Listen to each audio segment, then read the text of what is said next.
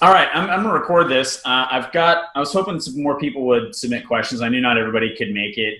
Basically, the idea behind the call today is just to give you guys a chance to ask questions. What I recognize is that your attending our event in Dallas is a sacrifice. We're all making sacrifices for that. We're going to be away from our families.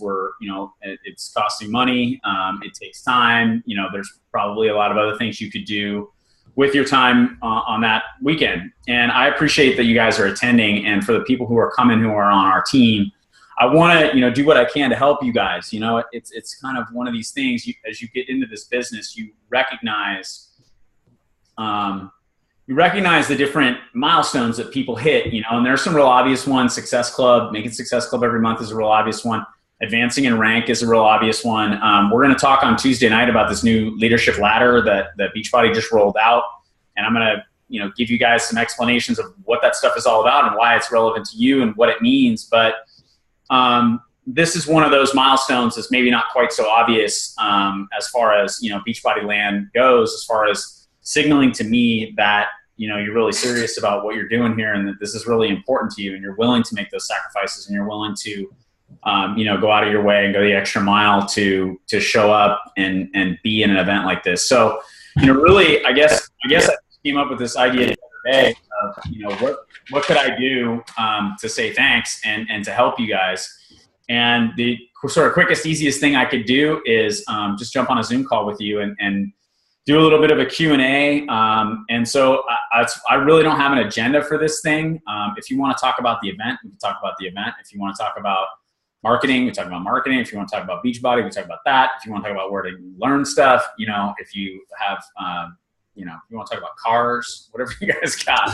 I just don't have a big agenda for it. So I guess maybe just let me open it up and fire away, see what questions you do have. And in the meantime, I'm just going to go check and see anybody who emailed me with questions. So shoot. All right. Not really a question, but I'm in my first week. I just signed up last Thursday. So I figure Peggy sent me the information for the event. I figure this can't be better for me in my first month to go to something like this. And I'm just trying to learn everything that I can learn as fast as I can learn it as having just got here. So I'm still developing any questions specifically, but I'm here to hear whatever there is to be said. That's good. So have you started the 7-day training? Yes, the 7-day startup guide. I'm reading the policies and procedures. I've actually been watching you and Monica's YouTube videos for several weeks. I've been talking to Peggy for months, and she finally got me to take the jump. And so now I'm trying to soak it all in. I got my challenge pack in the mail yesterday. Good. Put up a post about that, and I'm going to have my wife doing the P90 with me. And she was actually the one who had originally bought the P90X videos in the house 2 or 3 years ago, and she never made it through the first week. I don't think she had a coach helping back her or anything. She just bought them off the TV. And about a year after that, I finally decided that I was ready to try it, and I put them in. And I'm one of those people that once I start something, I don't feel like I can forgive myself if I just give up. So I went the full 90 days. I had amazing results. They're on my profile on the Beachbody website.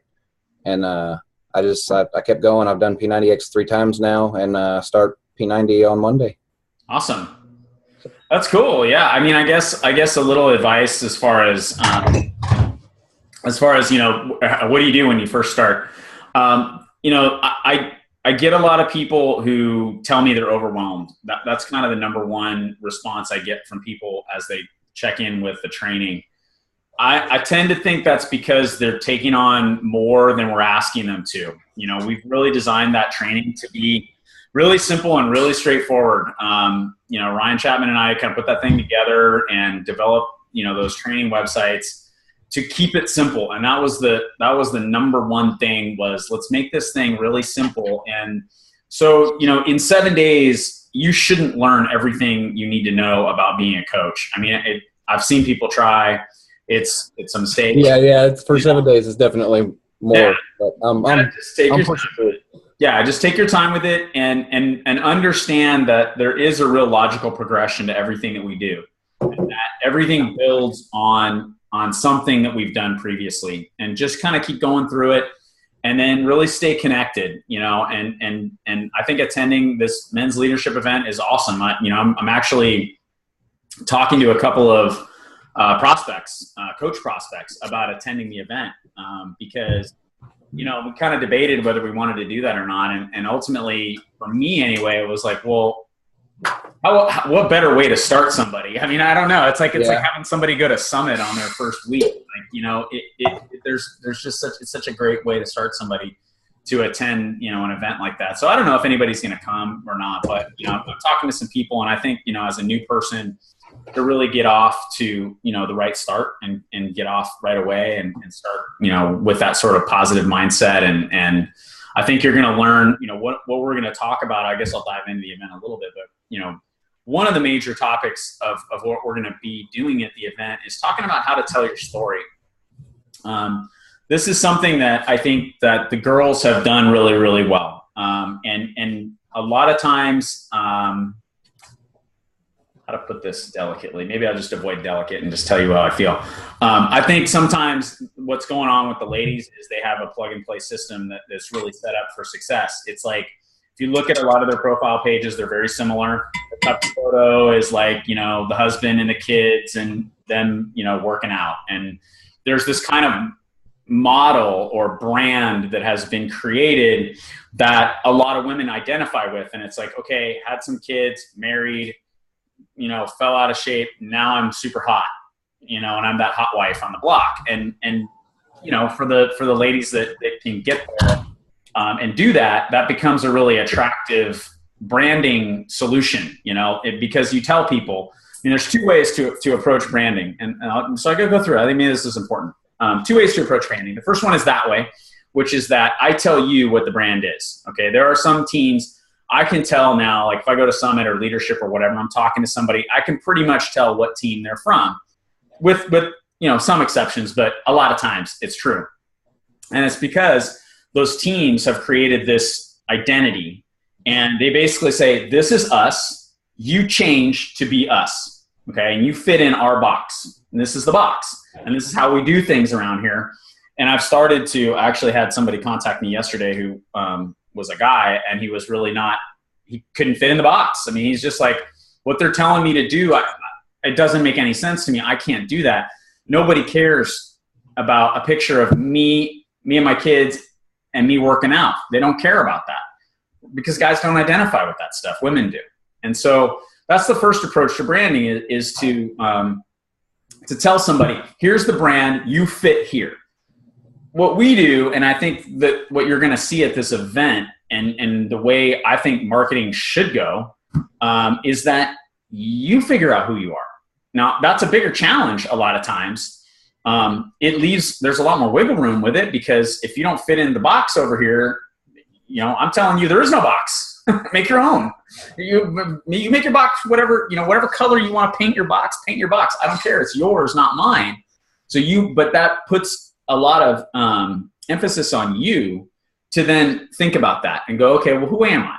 Who am I? And what things do I like doing? What do I think is important in life? You know, what are the causes that I'm passionate about? What are the sports or the activities or the hobbies or whatever? What are those things that I'm really passionate about? And then how can I translate what we do in Beachbody as a way to communicate all that stuff? Okay, so just to give you an example with me, you know, right now it's skiing, a lot of times it's surfing, mountain biking, whatever, you know, but my thing is, you know, indoor training for an outdoor world. That's what I'm all about. I want to get outside. I want to do stuff, and I want to be able to do it as hard charging as I can do it. I want to find the, you know, scariest thing I can find and do that. And in order to do that, you just have to be in good shape. Like you're going to get hurt if you don't. And so that's what motivates me. I mean, that seriously, I mean, I'm doing 21 Day Fix Extreme with Monica right now. And I did lower fix two days ago. Yeah, 2 days ago. I'm still sore. And the first thing I thought about when I was doing that workout is, man, this is the ultimate skier's workout. Like this and P90X2, PAP lower are the best two workouts I've ever seen for people who want to be good skiers. And that's all I could think about. So what did I do when I was done? Well, I went from the video about it and talked about how I just did this workout. And if you're a skier and you need to be in better shape, you should really think about doing this. That's how I use me and my brand to translate into what we do with Beachbody. Here's the thing though. I could sit here and tell you guys, all right, that's our team, that's our brand. Raise your hand if you ski. South Texas, buddy. No okay, ski. one guy skied a couple times. You can see how that would not work. If I said, this is who we are, we're the skier team or we're the surfer team or whatever. And so you got to be that or you don't fit. It wouldn't work. Now I could come up with something super generic and boring about, being a fit dad or something like that. And that's just not generic and boring is the wrong way to put it, but it's too big, right? So I go a little bit more specific. And that means a lot of people don't care about what I'm talking about. If I'm talking about skiing, they don't ski. They don't care. It doesn't matter to me. I'm looking for the people who ski. And so what we're going to talk about a lot at the event is this idea of how to understand your story and be able to use your story to make a point. If you've been watching the videos I've been filming lately, in particular the ones promoting this event, great example, the one I did yesterday was I didn't start off by saying you should go to Dallas, Texas. I said, I'm going to tell you a story. And here's the story. And the story is about how my wife got a call from Carl and it was invited to the founders meeting. And I was really resistant. It didn't go. And as a result, I've probably cost myself $1 million maybe. I don't know. I don't know how much money I cost myself by not engaging in the end of 2006 rather than in the beginning of 2009. Yeah. I don't know what it is. It's huge though. I know that. The lottery ticket in the laundry. Right. And it's a big mistake. And so then my point is, hey, ticket sales are closing. We're capping them at 500. If you want to go, you better get a ticket or you're going to miss the boat on this thing. And that's just another example of just really learning how to tell stories and using your stories from your own life to influence other people. And sometimes they're stories about success. Sometimes they're stories about failure.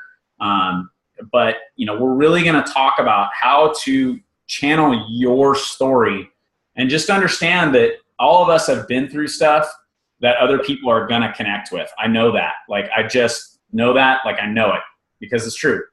And so then you figure out a way to take what you've been through and turn it into a piece of your brand. And all of a sudden people identify with you and you're going to find some people who are in the middle of whatever you've already been through or are just getting started with whatever you've already been through. And they're going to want some help with that. And so that's going to be one of the big things we're going to talk about. We're also going to talk about, we call it your relationship to practice, which I think is, if you look at any great athlete, I always think about Jerry Rice is the one that I always think about because he was, a big shot when I was a kid. But, Jerry Rice used to have this hill in his backyard that he used to climb every single day. And he was the only guy that was doing that at the time. And now, then you hear all these stories about, a lot of other guys doing the same thing. I think Walter Payton maybe was the other guy who used to climb the hill. But these guys who are these like really top-notch athletes have a totally different relationship to practice. They don't hate practice. They love practice. They get that practice is the place where you get to make your mistakes and where you get to build your skills. And I think that's often overlooked in our business too. What I see a lot is people want success, but they're not willing to put in the work. And don't work. You got the cart, you got the cart before the horse in that case. So, yeah, I guess those are kind of some of the topics we'll be talking about and some of the stuff that I think will help everybody, not just new people, but everybody. Hey, Dave. Yeah. If I could piggyback on what you said, everything you said is so true because I'm really going through that right now with Team Triumph. Yep. Team Triumph is blowing up. I mean, Dia is running out there, duplicating diamonds like every week. Yep. But they're all females. Yep. We have 2 male diamonds. My team, I attract males. I have, I think, 20, 30 guys on my team. But then we talk about fitting them in that box. And when we put them in that box, they die. Right. And even I was getting there, but I luckily I know the business, the network. So I was able to bring them in, but I can't duplicate them. Yep. So I think it's exactly what you said. Yep. That's happening. Yeah, and I think what you're going to see, the big thing. So I guess I'll back up a little bit. So probably about a year ago, we recognized that we had a problem. Ryan was actually with us in Whistler when we started talking about that. We're on a ski trip, and we just started talking about it. And it's like, and initially thought, man, I don't know what you're talking about, because we have, you know, I mean, our 2 top coaches are Ryan and Todd. I don't know. I wonder what this problem is with all these girls, you know?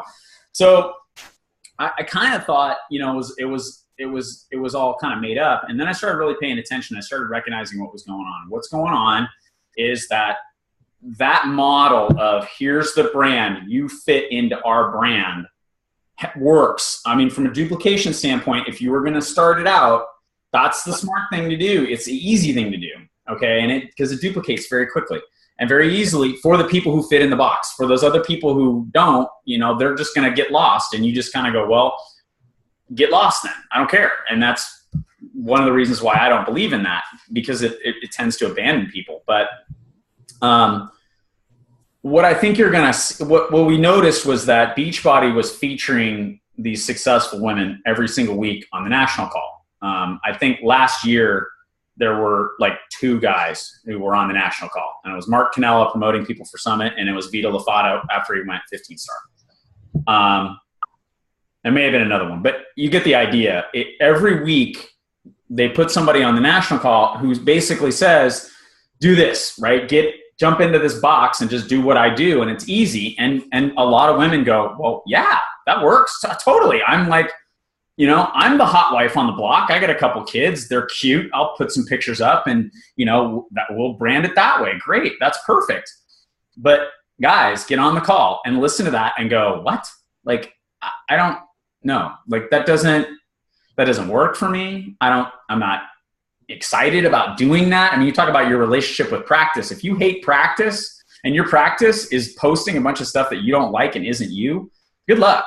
It's not going to last long. And that's what's going on. And so we started to think about this thing. And as we talked, you know, we really identified that, you know, Ryan and I are very different. We have a lot of things in common, but we're different people from different backgrounds. You know, Mike Ryan, Josh Spencer, Robert Hudgens, Bob Lucido.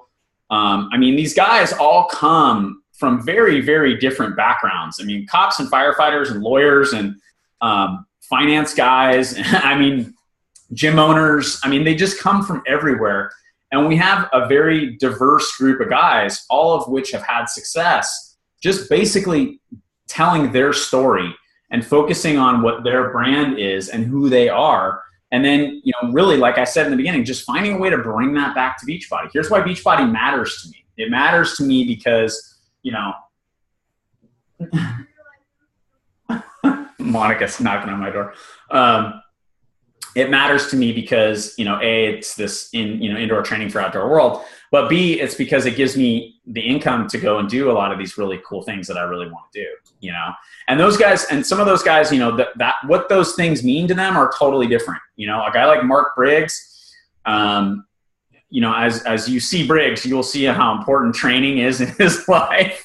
Like, Briggs is a guy who used to be, I'm not going to say skinny, but very lean. And he is just huge now. He's gained about 50 pounds of muscle, and he is just a brick shit house. And it's great to see a guy like that and you know, see these different people who, again, come from these really diverse backgrounds, and they do different things. Even Jimmy and I, you know, Jimmy and I are we have a lot in common. We like a lot of the same things, but, you know, Ryan will tell you, you get Jimmy up in the mountains, that kid is just lost. He's like, what's all cold up here? What's going on?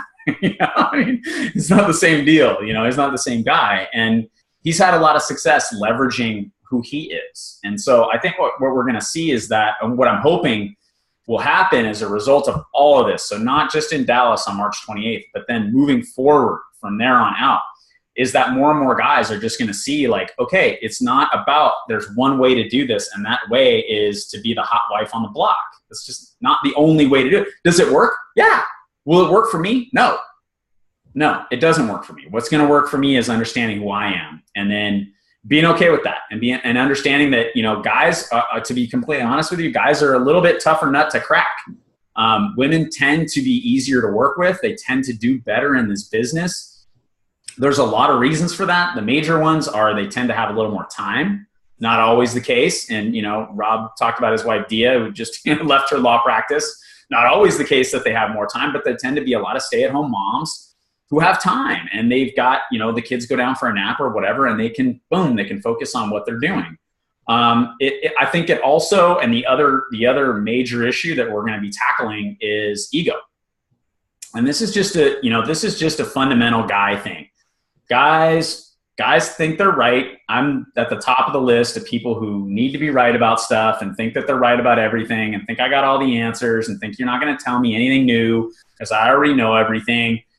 I'm aware of it. It's still, a challenge to control, and I have to continue to work on being coachable, because it's something that I struggle with, but I recognize it. And I think that a lot of guys are that way. A lot of guys are very resistant to following instructions. And if they are going to follow your instructions, the instructions better come from somebody who knows what they're doing, like on a major level. So they'll listen to Tony Horton, or Sean, because they go, oh, well, that's the guy that's the trainer. He's on TV. Well, naturally, he knows what he's talking about. So I got to listen to him. But then you come along and, maybe you're not a Star Diamond, really successful coach with a long history of a big track record in this business where you can say to somebody, hey, you need to listen to me because I know what I'm talking about. So then breaking down that sort of male ego thing can be a challenge. And especially if they start, dialing into a lot of what Beachbody is selling them, which is that, this is the only way to do this business and be successful. And they start to watch that stuff and they go, this just isn't for guys. And that's what we're really trying to combat. And it's, the way we're doing it is by bringing some of these guys to the forefront who haven't gotten the attention that they deserve, quite frankly, like a David Ingram, who's a superstar diamond coach, and a Vito Lafata, who's another superstar diamond coach who, these guys have never had their moment in the sun, at least as far as I'm concerned, with Beachbody. And then, guys like Mike Ryan and Tommy Migrant, who maybe a couple of years ago, were at the forefront of things and have kind of been pushed back.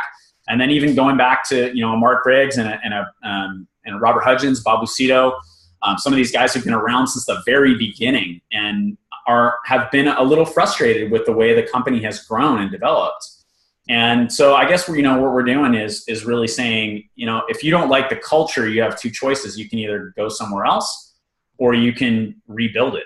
And, our option is to rebuild it because we love, what this whole thing stands for. So but I do think it's all about, when you're working with guys, it really is about getting them to A, understand who they are and what's important to them, and B, be okay with communicating that, and that second thing sometimes is real hard, and it's just one of the unique hurdles. I think, on the flip side of that, once you can get somebody, Ryan's a really good example of this, once you can get somebody to check in with all that stuff and identify with all that stuff and kind of figure out who they are and then kind of wrap everybody else around who they are and go, this is who I am. And you maybe like me, maybe you don't. And that's fine either way, but I'm going to be here being me and I'm not going to apologize for it. I think once you can get over some of those hurdles, guys have a chance to be a lot more successful because we think differently. We're not as emotional. Women tend to get super, super emotional about things. And so when a coach quits, it's not, when a coach quits, in the beginning, I will admit that personally hurt me. But for the most part now, when a coach quits, I go, all right, bye. Like, this is not for you. It's just, that wasn't for you. Okay, fine. If you gave it a fair shot, and they probably didn't, but if they gave it a fair shot, then great, go. Women get really emotional about that. It's a big personal thing. And it's like, oh my God, I've got all these feelings and this person, I invested all this time, and they start to, they have a tendency to get caught up in the emotional side of things. And some of that is good, but too much of it really is counterproductive. And guys don't tend to do that. Guys are much more businesslike and they just approach things and they kind of, a lot of times they get the numbers side of things and they get the business side of things more, where I think a lot of times what happens with a lot of the girls is they're looking at Beachbody and they start to go, okay, what do I need to do to be successful here? And Beachbody tells them what those things are. And it's things like rank advancements and getting 50 bazillion elite points and whatever. And then they shine the spotlight on them. The smart ones and there are a lot of them. I mean, in all seriousness, there are a lot of really smart girls. The smart ones recognize that that's only one payoff. The other one is, how do you build your business? And are you building smart, and are you making money? And a lot of them are, a lot of them aren't. You know, from my experience in the Wall, which is the 5-star leadership group, a lot of them aren't. You know, they don't dig into the nuts and bolts of this business and unpack it and see like, that's what it's all about. Here's what I got to be focused on. This is what I got to do. Guys are like that. And guys also, I think the other thing, you know, once you can get over some of those initial challenges, guys often are relentless on a different level. You know, I think when I can get somebody, you know, and again, I keep referring to Ryan because he's on the call, but you know, once Ryan really connected with his desire to be a stay-at-home dad and take care of his kids and have that kind of a life where he could do those things, he'll stay up late, he'll get up early, you know, he'll bust his ass, he'll put stuff together, he'll take risks, he'll fail, he'll just be willing to go, I'm going to try this and I don't know if it's going to work or not. It could fail miserably. I'm not interested in that. What I'm interested in is just charging forward and just charge. That's why the Team Rhino thing, for those of you guys who are on Ryan's team, because it's just about charge, right? And that's how guys approach this stuff. And so when you can get them there, you know, it's kind of like it's harder in the beginning, but there's often a better payoff in the end because you get somebody who's got like a lot of the tools that you need to be really successful, at least in my opinion. So anyway, Ryan, you joined us a little late. We're just kind of opening up for Q&A. It looks like Nate has a question. Yeah, I just wanted to ask you what your opinion is on the digital streaming coming out on Monday, and is that going to change the way you train your coaches? I'm generally really positive about it. I'll say that. I think it has a serious chance to be amazing. You know, I'm cautious with it is what I am. I mean, if what they've shown us on paper is what gets delivered at the end of the day, I'm all about it. I think it's awesome. I think that it opens up just a whole new way to do this business. I think Success Club is going to be a lot easier for a lot of people because of that club challenge pack. I just think that that's like, hey, you know, you start the discussion with Shakeology, and for $10 extra, we've got access to all this stuff. That's a super easy upsell.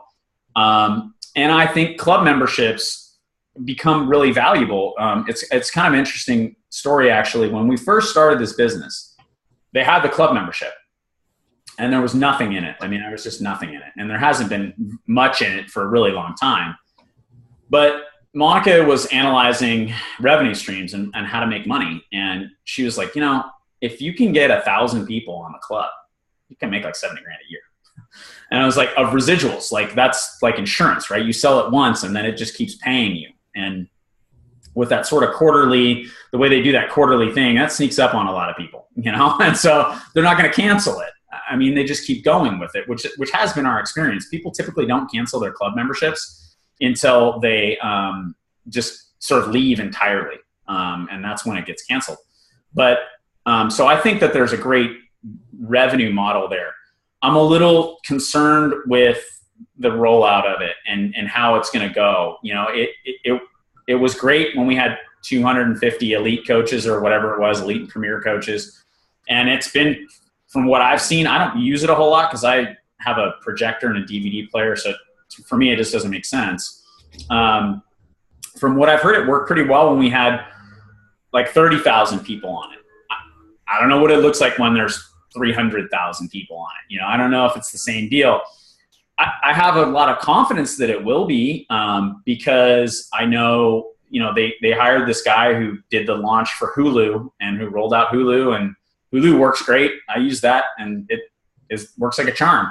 I'm just a little skeptical or maybe cautious is what I am, you know, and I haven't spent a lot of time on it yet, maybe because I've wanted people really focused on 21 Day Fix Extreme. That was a big one for us. It's Monica's bread and butter program, you know, and so I think one of the mistakes that Beachbody makes is they they confuse people. Instead of getting you focused on one thing, they'll be like, well, we've got this one thing. It's really, really awesome. And then there's this, and then there's that, and there's this, and there's that. Like they did that with P90. When P90 came out and they announced it, it was rolling out right after Leadership. What did they do at Leadership? At Leadership, they announced Max 30 was coming out, and then they announced 21 Day Fix Extreme was coming out.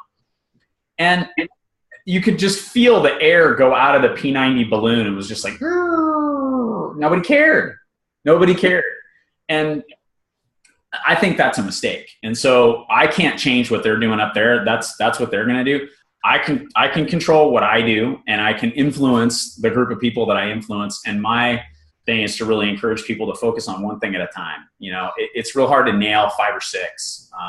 But I do think it's going to be awesome. And I think it's a super easy upsell. And I think club memberships over time have, you know, a lot of value. I think sometimes we think, oh, it's only like, I don't know whatever it is now. It's like $17 a quarter. Well, that adds up. You get those people on those club memberships, and that stuff adds up really, really quickly, and they tend to stay on it for a really long time. So yeah, I'm pretty excited about it. I mean, assuming they deliver the content, you know, in the way that they have, pretty stoked.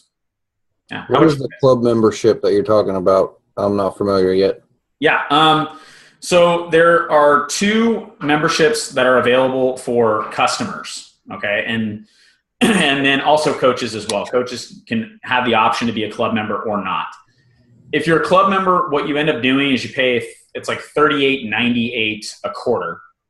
So 4 times a year, you pay $38.98. Coaches get, I think 40% of that now. They've just kind of changed. They've tweaked that a little bit. I think it's 40% is what our cut is. Yeah. And what that does, what it used to do was it got you access to sort of some meal planning stuff, some calorie calculators, some extra articles. Gosh, it was a long time since I really looked in there because there wasn't anything that was like that I would pay, you know, really want to pay $40 a month for. But now what they're doing is with that same membership fee, they're live streaming workouts. So, okay, and that's the streaming you're talking about a minute ago. Yeah, okay. Exactly. So like all 3 P90X workouts are in there. Okay, so when you say they're live streaming workouts, you can go in and watch the videos. It's not people live streaming themselves working out. Right. No. Okay. Yeah. How about you guys? Have you guys used it, and what's your experience, Nate? It works great. On the computer, it's pretty easy because you can kind of, you know, choose where you want to go for the workout. You can skip it and reverse anything. On the phone, I can't do that yet. You have to just press play and let it roll. You can't rewind or fast forward or anything. I wish they would put something in for that. I commented on that, sent that into Coach Relations. So far, everything's great. I've actually downloaded some of the nutrition guides and whatnot, and that works out really well. The sneak peeks are pretty cool. Navigation is really, really easy to do. I think they're adding Asylum Volume 1 and Body Beast to it. I think that's what they said. They haven't added Body Beast yet, but I think Asylum's in there right now. Yep. And you can do a sneak peek workout of each one of the programs, which I think is probably the most beneficial, because if you go to someone and say, hey, you know what, for $40, you get all these for free, plus you can try all these, and you can choose a different one down the road to do a challenge pack for. It gets someone in and just gets the conversation rolling. It's really easy to get them started. So I think that's going to be what I'm going to gear my coaches towards, is get someone started with club membership and then go from there with the other forming. It's really easy, like State said, to upsell it after that. Yeah, I love that. I'll tell you one other idea that you might think about doing. One of my coaches is he put together basically a hybrid. It's a hybrid workout of a lot of different stuff, and so, you know, it's kind of for the people like me who are a little ADD, and you know, I get like 21 days I'm into, but I don't want to be doing anything. I don't want to be doing the same thing for 3 months. It's just I get bored. Tony's jokes, and you know, I need to move on, you know, and so I like to jump around. I like to do a lot of different workouts, and I think it's really cool for those people who, you know, are sort of looking at it and they go, man, I'm investing $120 or whatever it is, and I'm getting this one thing, and what if I don't like it, and what if I get bored, and you know, maybe they've bought some other programs in the past, and now you got this whole library. And it's like, hey, you know, go have fun with it, you know, and go experiment. You might figure out that you really like Leandro, whatever. Yeah, I used it a couple several weeks ago before I started the Fix Extreme, and I was doing Turbo Fire, in the middle of it, it just completely froze. Oh, really? I'm sitting here freaking out, going, okay, if this happens with just these guys on, with us Success Club qualifiers on it and the league coaches, I'm sitting here going, like you, 300,000 people on it. You know, how much feedback are we going to get saying, "Oh, this isn't working for me. I'm going to cut my membership and be done." That's what I'm worried about. Yeah. Did I understand correctly a minute ago? If somebody has a club membership, they can stream from any other programs? Almost. No, there's a limited. There's like 9 of them. There's like 9 programs that are in there, but they have more options than just one. They don't have to pick one. Right. Exactly. And they could. Cool. So they could do P90X one day and X2 the next day and X3 the day after that. They can just jump around. Awesome.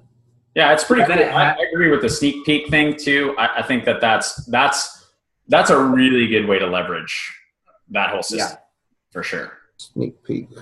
You know, it's like a full sweat intervals to 30 minutes for max 30. You can do 225. The Body Beast is in there for a sneak peek. Asylum's in there. You can just go in there and you do one of the workouts. Say, you know what? I like this. I don't like this. I want to buy the program. Dave, do you know if they're going to have it so you can unlock a program in the streaming library? You can just do that, or if you can do one that you bought in the past. Yeah, eventually. What they've said is, you know, to expect a phased rollout. And to expect that it's, you know, we're going to, you know, what they told us, the elite and premier coaches, then Success Club qualifiers, and everybody on Monday. And as part of that, to, you know, expect some growing pains, and that eventually the plan is for people to be able to go on and, you know, buy a set of DVDs, and then for like I don't know, $10 or what, I don't know what the number is going to be, but for an extra charge, all right, you want to stream it, you know, now you can unlock that. So you have to be a club member to get into all the stuff that's included in the club, and then maybe pay a little bit of extra if you bought the DVDs. At least that's kind of the plan I've heard, but I don't think they've really sorted that out, but that is in the works. I mean, I know eventually the business model that they want to get to is, you know, focused on streaming workouts and having the having all the nutrition guides online, everything online. You know, which if you think about it, you know, from a shipping perspective, just saves. I mean, there's a huge profit motive for them to not screw this up. So I can see, you know, those types of things tend to be the types of things that get done the right way. You know, when there isn't a big profit motive behind it, you know, but this one I can see, you know, if they can do this right and deliver the content the right way, man, there's a huge upside for them. So. The event in Dallas, is there anything we need to bring with us besides our notepads and ourselves? Nope, just you. Yeah, just you. You know, a good attitude, willingness to learn, listen, be coachable, you know, all that stuff. But no, you know, it's going to be, you know, we'll have. Your video's down. What's that? You got me? Oh, there you are. Yeah. So we're going to go, I think we're 9 to 5, if I remember correctly. I have to go figure it out. 9 to 5. You know, speakers throughout the day. We're going to have lunch at the facility. So lunch will be there. It's going to be like barbecue. We got this barbecue place that he likes a lot. It's supposed to be really good. So, and we can eat in the theater. So, you know, you can kind of just go grab food in the lobby or whatever and take it right back into the theater and go eat in there, or, you know, go for a walk or whatever, have about an hour for lunch. Afterwards, we're trying to put together some sort of a reception. That's tough with, you know, about 400 people now. You know, I don't know how many we're going to end up with, but we're at about 400 now. So that's, you know, it's like, you got to find a room that, you know, you guys got room for 400 here, you know, and they do, but they want to charge you for that a lot. So we're trying to put something together. We'll figure it out. Hey, Dave, is there going to be a workout element to the men's retreat? No. And the main reason is because of the environment. We actually debated this because we really wanted to do it in a theater. And there's a couple reasons for that. The main reason is that the environment we were in when we came up with this idea. I'll just kind of go back and sort of talk to you a little bit about how this idea came up, and then that'll explain why we're in a theater. So we were talking about this in Whistler, and we kind of carried out those discussions and kept brainstorming. And we talked more at Summit, and we talked more at Leadership. And, you know, pretty soon Jimmy and I were talking a couple times a week about all this stuff. And Jimmy and I went to this Bo Eason seminar. And so Bo Eason is going to be one of our featured speakers at the event. Crazy, crazy life. This guy went from being, you know, an NFL player to a Broadway star. It was just an insane life of super achieving. I mean, just super achieving at a crazy level. And so we went to his event to go, you know, learn how to tell your story. That's what the event was all about. It was like, you know, kind of pitched as how to be a better public speaker. So that's what I thought I was getting into. When we got there, he's like, look, you know, yeah, we're going to learn how to be better public speakers. I'm going to help you polish that stuff. What we're really here to do is help you craft your story and help you learn how to tell a story in a way that creates an enemy, you know? So if I'm telling that story about like, go buy your ticket before time runs out, I create this enemy, which is kind of me and my own resistance to Beachbody and being lazy and not going to the founders meeting and not wanting to like show up after I'd gained some weight back and having everybody judge me and all that stuff, versus what I should have done, which is just put all that crap behind me and just showed up. And so you learn how to tell a story in a way that gives a choice. And so at the end of the story, it's sort of like, well, you know, this is what it looks like if you work with me. And this is what it looks like if you choose not to, and therefore pick my enemy. You're going to miss it, right? So we went to this event, and Bo's event is held in the theater. And, you know, we're in this theater, and we start to get really serious about this leadership. Bo talks a lot about leadership. He really, you know, believes in the importance of leadership in a lot of different areas in our society. And we just started talking about this, and Jimmy and I just started looking at each other going, man, you know, we've got to do this. Like we have to do this event. We've got to pull this together, or nothing's going to change. You know, we can keep bitching about it, or we can go do something. And in that moment, you know, we really decided, let's have it in a theater. And we said, you know, let's get Bo there if we can. That was I didn't think we'd ever be able to get this guy to come to our events. Jimmy gets all the credit for that one. But we were in this theater. And what I noticed about it was different from any other seminar that I had been in. It's just a totally different environment than a hotel room. You know, hotel rooms are like so sterile, and, you know, the chairs are just lined up. And if you're more than about 10 rows deep, unless the speaker's up on a stage, you can't really see what's going on. You know, if somebody's down at eye level, you're lost. But when you're in a theater, you know, you have this big sweeping seating arrangement, and it just has a totally different environment. And so we started looking for theaters, and that was when we sort of said, oh, wait a minute, like, we have a theater, we can't work out. How important is that? And ultimately just decided it would be more important to be in that environment and make that event, you know, really, really cool, and help people get really connected to what was going on. I think that's the difference between a theater and a hotel room, is that in that theater environment, you just somehow are more connected. You know, part of it, I think, is the way the seats are. Like, they not only do they go up, but they tend to curve around. So you're always facing, if the middle of the stage is over there, I'm facing that way. I'm not facing this way, looking that way. And it's just there's just a different thing that happens. So yeah, no workout component. I am pretty sure that the hotel gym will be busy. So if you need somebody to work out, I'm pretty sure you can. Just ask for the dress code, you know, if you wear shorts and t-shirt, or actually come dressed.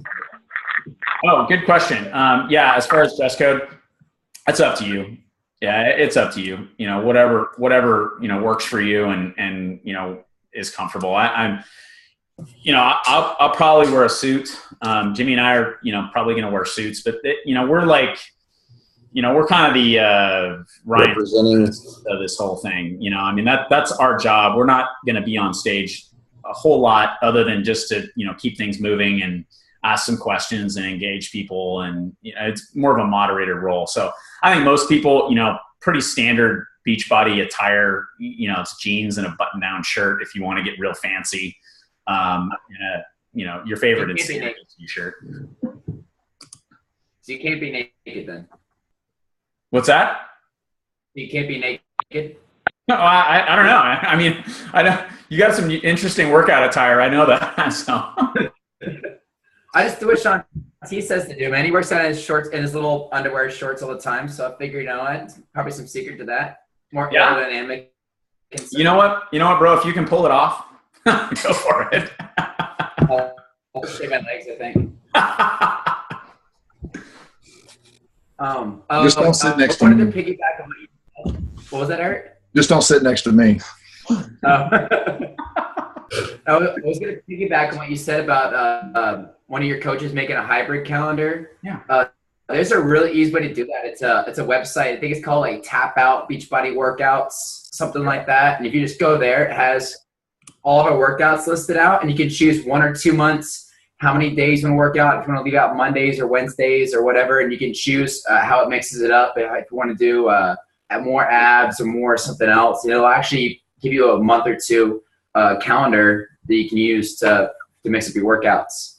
I forget what the actual site link is, but if you could send if I can find it, I used to have it, but I got my program redone, so I'll have to find that and send it to you. Cool, thank you.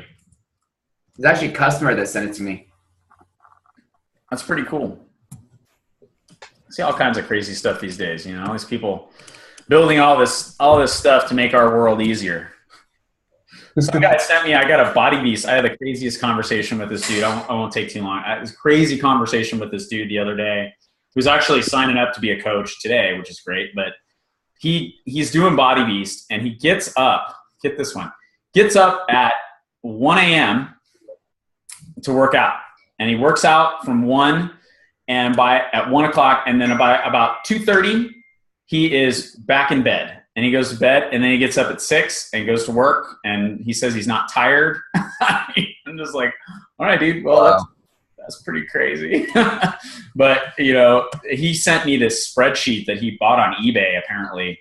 That's just insane. Like, if you track all your stats, it tracks a crazy amount of stuff. I mean, I was helping him go through his stuff because he's having trouble gaining weight. And, I mean, it was crazy. This thing was so detailed.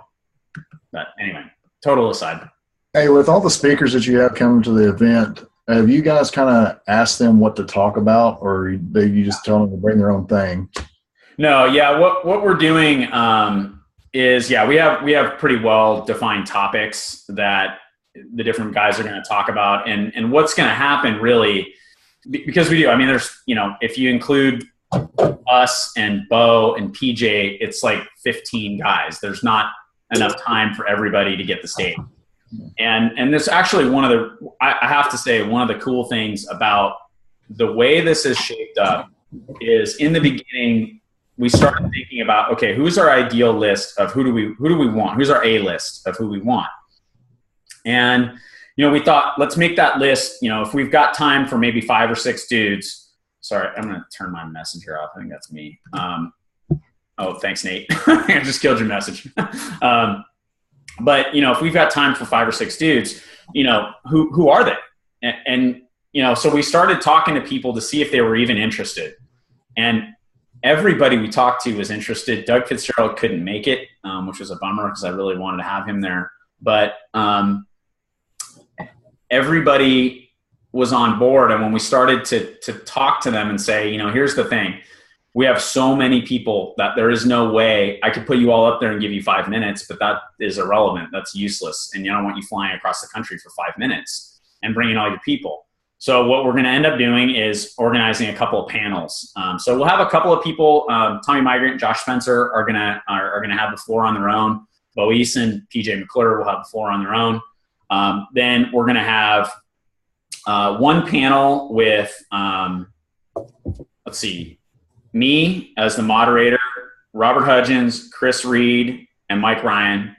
And that panel, the general topic on that one is going to be how to do this business while you're juggling a full-time career, and then also how to transition. Because Robert was a firefighter, Chris was a cop, I was a lawyer, and Mike Ryan was a real estate broker. So we come from different backgrounds, totally different people, and have kind of all made this turn of rounding that corner, so to speak, and transitioning out of something that, you know, I think all of us at some point thought this is what I'm going to do for the rest of my career. And to then move into this, and, you know, there's a lot of risks involved with that. It's scary. I did a call for a group of guys about 2 weeks ago. And that was one of the big questions, you know, was, wow, how'd you make that transition? And wasn't that scary? And weren't you worried that, you know, you might walk away from your law practice and then Beachbody would go out of business? And, you know, how'd you handle all that? And what did you do? And, you know, I think we have a lot of good advice on that. For your benefit, I think the short answer is I don't worry about it, because what I know is that I've gained a lot of skills that I didn't have when I was practicing law that I have now. So, you know, if Beachbody for whatever reason went away, which I don't see happening anytime soon. I mean, we're charging hard right now.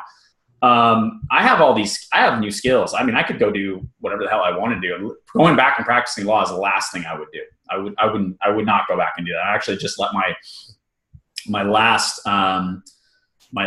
bar card go. I've been inactive in Washington for like 4 years now. And I finally just said, I don't even want to pay the $220 a year to keep this thing inactive, because I'm never going to use it. It's just not what I'm going to do. And so, I think that'll be a good one. And then the other one is, I'm looking at my board, Pete Pena, Mark Briggs, Vito Lafata, and David Ingram. And that's a cool group too. They're going to talk about kind of what I was talking about earlier about building the business your way. Pete and Briggs are a great contrast. Both super successful in this business. Briggs is a huge fitness guy. I mean, he's always been a fitness first. You know, if you guys know who he is, he's one of Tony's personal friends, and has always led with fitness and fitness first and all that. And Pete is a business first guy, very much, like, you know, and he's the first guy to tell you, like, I'm not super fit. I work out regularly because I want my health in order, but he's not a skier, or, you know, he doesn't do it why I do. He doesn't have a big why for working out. What he's got a big why for and a passion for is this business and showing people, hey, you know, you can change your life with this business. And so those two guys, it was really funny when we had this discussion with them, because they both said the same thing, but in two different contexts. And they both said, look, I try to lead with a servant's heart. And Briggs started down this fitness path and Pete started down this business path. They were saying the same thing. And it really occurred to us, you know, that it's important for people to understand that, you know, there are no rules here. I mean, there are very few rules. I mean, obviously we've got some policies and procedures and stuff like that, but there's no rules about how to do this business. You know, you have a lot of leeway. There are certainly best practices and things you should do, but, you know, in all seriousness, you got a lot of room. You know, then you bring in Vito Lafata. Vito's a gym owner. Most of his diamond coaches and Star Diamond coaches own gyms. That's how he's built it, is by recruiting gym owners. And he's had a crazy amount of success with it. I want to hear from that dude. It's not necessarily something I'm super interested in doing, but I can almost guarantee you there's somebody in the audience, if not on this call, that is thinking, man, I know a guy who owns a gym. I never thought about that. What if we built it that way? And then now you've got this guy's story about how he did it. And then Ingram as well. You know, Ingram's a guy who came from the IT world and came into Beachbody and has built a business with a lot of successful guys in it, focusing on that. And so, you know, that'll be the other sort of roundtable. And then, you know, we'll kind of let Bo and PJ do their thing as far as, you know, what they're gonna talk about. But yeah, we're pretty well dialed in. I'll tell you, I'm super excited about it. I really am. I know I am, because it's something I've been struggling with here lately too. Just watching, I see the women having such awesome success, and it's like, okay, you know, I don't know if you looked at the Cup Top 100. There's almost all girls, yeah. There's like 3 or 4 men that are leading those groups, and it's like, come on, really? I mean, there's success there for us too, but how are we going to do that? And it was funny because you brought this up when you first started talking about it. I was like, because that thought had already crossed my mind. It's like, I don't see a lot of men getting success in this. And then you bring this up and I'm like, okay, we're about to blow up. This is going to start connecting and figuring this out. And I think one of the points we're trying to make, and this will be another thing that is going to be a big piece of this puzzle that we're putting together, is that it's totally false and a huge lie to say that men are not having success in this business. Okay.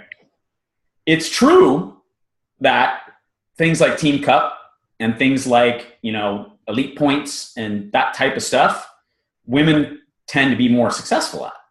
But it doesn't mean that men aren't successful. So what I want to plant and have you guys leave with is the idea, and that's another thing that kind of runs throughout this whole thing, is that success looks like whatever you say it looks like. Okay? I don't define success for you, and I sure as hell don't let Beachbody define what success looks like for me. Because if I did, in my view, I'd be working way more than I want to work. My version of success is having a lot of free time. I was actually on this call with this guy yesterday who from Yelp, and he's trying to get me to run Yelp ads. And he said, all right, let's schedule a follow-up call. And I said, great, let's do it a week from today on Thursday. And he was like, oh, you need a whole week to make this decision? And I said, no, dude, I don't need a week, but here's the thing. My work week ends now. And so when I'm off the call with you, I'm not working the rest of the day. Tomorrow, I've got 1 or 2 things that I got to take care of in the morning, and then I'm out. I'm not going to be working the rest of the day. And I don't work on the weekends. And I book myself really, really tight Monday, Wednesday, Tuesday. Monday, Tuesday, Wednesday, so that I can do that. So the next available appointment I have for you is in a week, because that's my schedule and that's how I did it. And the guy was kind of like, it was really funny. He actually kind of went like, well, so what do you do again? Like, he was kind of like, oh, that sounds kind of cool. Like, how do you do that? And I'm like, well, we can talk about it when we get back together. I'm more than happy to explain to you what I do. But it was kind of a funny discussion. I just sort of say that as an aside, because I think that this is lost. This is just totally lost. I don't know if we still got Ryan or not, but he was on earlier. Ryan is a really great example of this. Ryan is unapologetically successful at being Ryan. And what that means is every day he gets his little girls dressed up for school and walks them down to school and takes a picture of them. And he makes elite because he believes, like I do, that elite is a huge way to just grow your business. But that's not his version of success. I think if Ryan had a year, for whatever reason, that he didn't make elite, but he keeps doing what he's doing and he keeps, putting money in savings and being responsible and bringing his kids up right and spending all this time with them, he's not going to look back at the year and go, I totally failed this year. He'll look back at the year and go, okay, I didn't hit that, but I'm living my life the way I really want to live my life. And that is, I think, more, one of the big messages that comes out of this is, as you meet these guys, what the guys that you're going to see and meet are guys who are really living life on their terms. I mean, there really are people who they dictate when they work and how they work and how hard they work. I like to work hard. I'm a hardworking guy. I tend to, if anything, I work myself, too hard because I set my schedule that way. But a lot of times I'll end up working. If I don't have anything else to do and there's no surf and I'm not in the mountains, I work because I love it. I love what I do.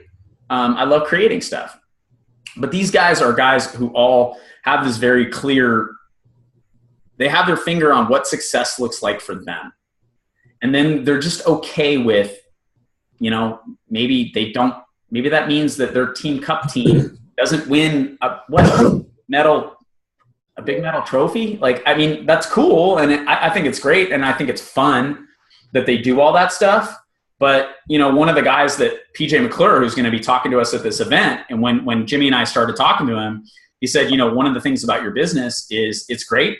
And all that stuff is really, really fun. And if people don't take it too seriously, it can be super productive and lead to a lot of really great things. But I've seen people sacrifice their family for a t-shirt. And it's true. And that's not success. To me, if I was working like a maniac and never saw my kids, I mean, at the end of the day, at 3:00, I shut it down and I go inside and I wait for them to come through the door. And then I whip up some food for them and get my son off to practice. That's success for me. If I get away from that, it doesn't matter how much money I'm making. It doesn't matter how many elite points I got. It doesn't matter how bright Beachbody shines a spotlight on me. That's fail for me, is if I screw that up.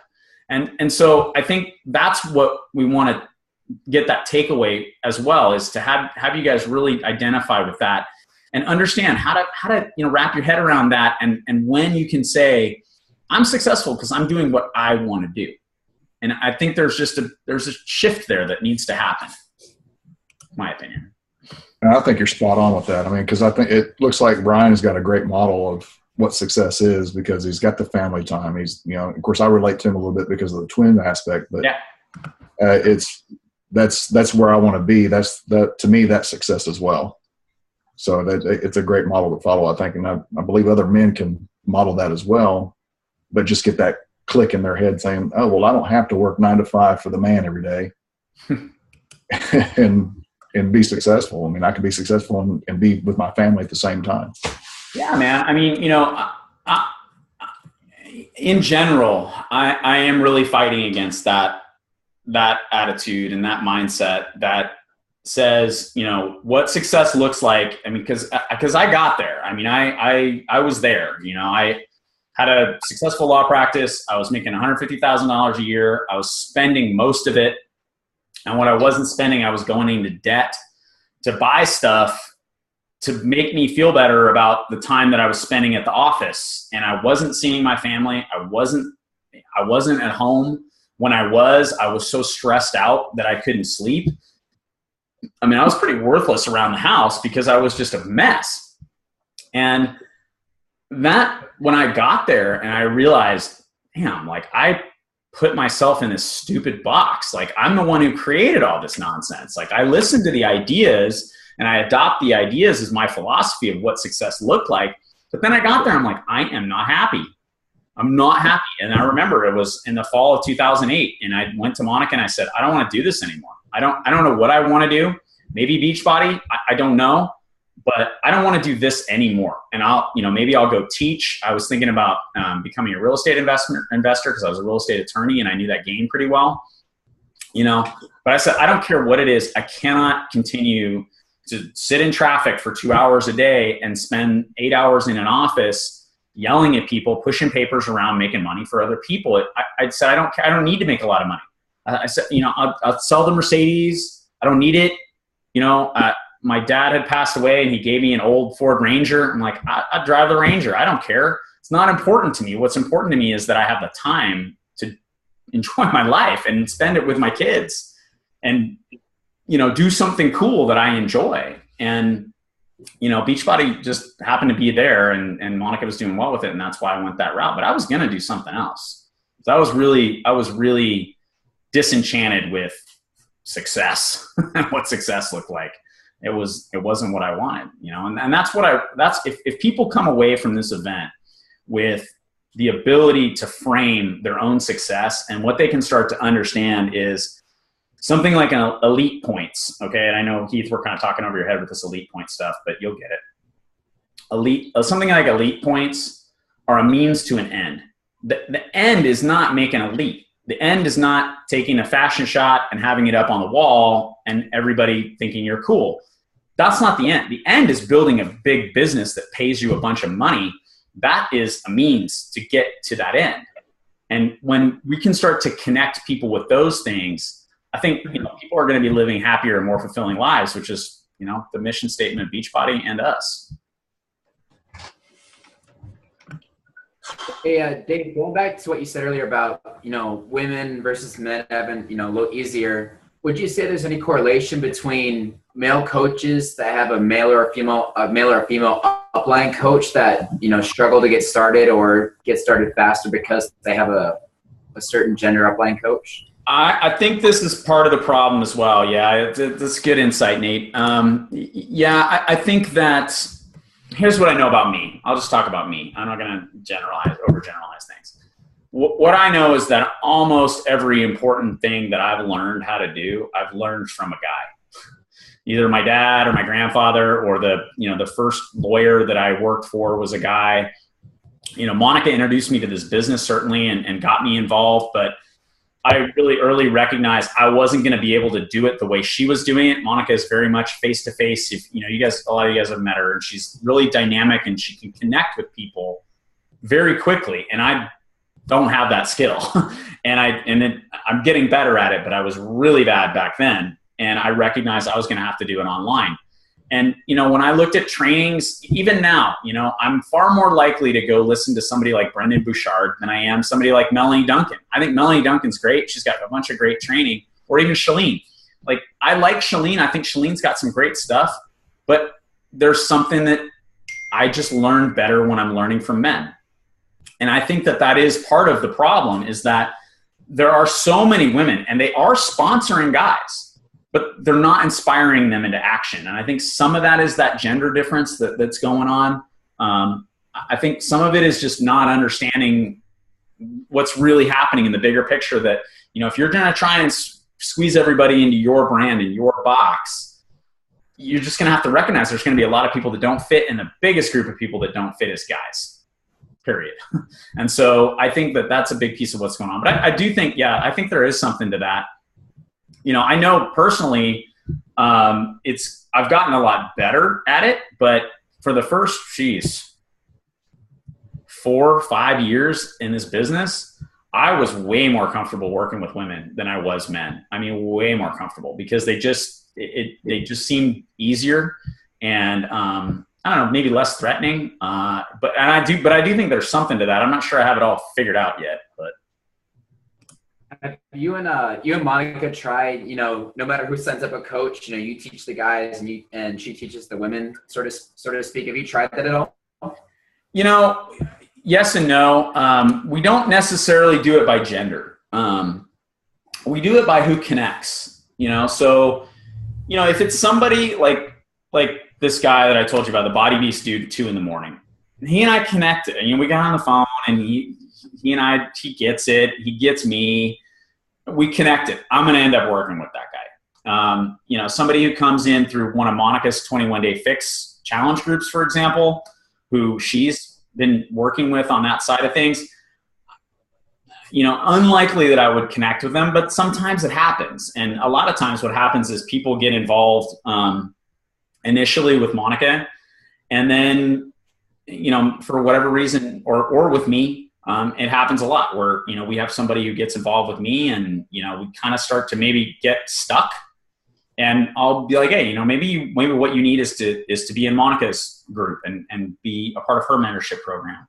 So I think it kind of depends. I think more of what we do, really, if I look at it, is Monica is very good with working with new people. I mean, she's very, very patient, and she's just got that teacher. She was an elementary school teacher, so she's really good working with new people and allowing them the grace to make some mistakes and have some excuses in the beginning and help them get past that stuff. I tend to work better with more of the leadership people, the people who are, where we're not having real low level discussions about this is what active status means and this is how you make Success Club. It's more the people who already have all that stuff down, and where they need to get to is I need to figure out how to inspire my people, how to connect my people, and how to build team culture, and how to, organize everybody together, and how to, manage time and do a lot of those things. I think those are the people I end up working with, and some of them are women and some of them are men. It more depends on, I think, kind of where they're at, where I'm working with more of the high level people and she's working with more of the new people. But even that's a generalization. There are plenty of leaders that she works with. Todd, for example, I work with Ryan. That's just how it is. It's so funny because I can see the mirror in my household as well. And except for we haven't come to that mutual agreement where Dia is the top dog, and it's like, you're not doing it right. You're not focusing right. You're not being a leader. And I'm like, do you not see that I'm doing all the cohesion, putting everybody together, making the team function? Yep. And I let my personal business pretty much go to trash, other than I'll bring somebody in here and there to focus on the team. But it's like not seen. And it feels like a constant struggle of like, I can't become the leader who I need to be because I'm not, or for my particular people, because I'm so busy trying to appease her and not do what I know needs to be done for myself. Right. Like even when there was the big push for her to be the 5-star elite, I focused a lot of energy on getting it there. Yep. And when she got 5-star and all the celebration went on, I said, all right, great. Now it's time for me to focus back on my people. And to your point, I broke off a male side also, because I was like, okay, maybe I'm gonna work with males, but I think it should be more like what you said. But soon as I did that and I stopped doing what I do in the general team, she crumbled. Yeah. But I don't know that she even saw it. So I ran back and I fixed that, and it started to build back up. So it's just so crazy. I don't know if that helps anybody, but you know, I'm learning and getting so much out of this, and I look forward to the leadership call, the men's leadership conference. Yeah, I think it's a good point, and our business was very similar. I mean, again, I was sort of in this time where I didn't want to do what I was doing anymore. I wanted to do something else. I recognized that Monica was doing really well, and that she could do better if a few of these things happen. And that was. We don't do a newsletter anymore, but every week we used to crank out a newsletter that's very similar to what we do in the Facebook group now, posting up the volume and all that stuff. I did that. We didn't have a team call. I organized a team call, and was terrified by it at the time. But that's why I still do the team calls, because the team call kind of my baby. That's how it started. We didn't have a website. I started a website.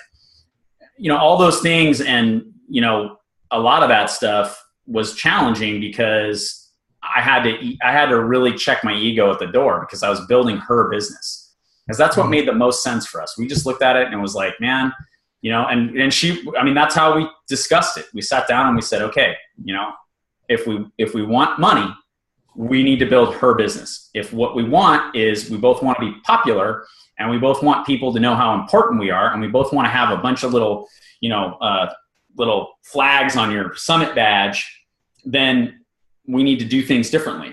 And I said, well, shit, I don't care about any of that stuff. What I care about is making a kind of income that I can go do the things I want to do when I want to go do them. And so let's do it that way. And we did, but it was challenging. And I think that it's important. And I think she, to her credit, she recognizes the importance of all that stuff, and that, leadership is really, I think misunderstood. Different people lead in different ways. And what leadership really is at the core is finding a gap where there's something that's needed, whether it's information or motivation or organization, finding a gap where there's something missing and then filling it. That's what Jimmy and I did with this men's leadership event. We just said, man, everybody's bitching about this. Nobody is doing anything about it. Let's do something about it. And we happen to be, a little crazy with the way we think about things sometimes, and very aggressive. And so we put together a very aggressive, kind of crazy event for the first event. When we started talking about this thing, we thought maybe 150 guys would be interested. And we actually had a theater booked that was going to seat like 220. And the ticket sales just took off. And it was like, we needed a bigger place. We got to get a bigger boat. We just, we can't house all this. So that's, I think, what leadership is. So, as you start to feel maybe challenged on that point, I think that's the response is, hey, listen, this is what I'm doing. And this is what leadership is. Leadership is finding these gaps and filling them. And it doesn't always look the same, for person to person.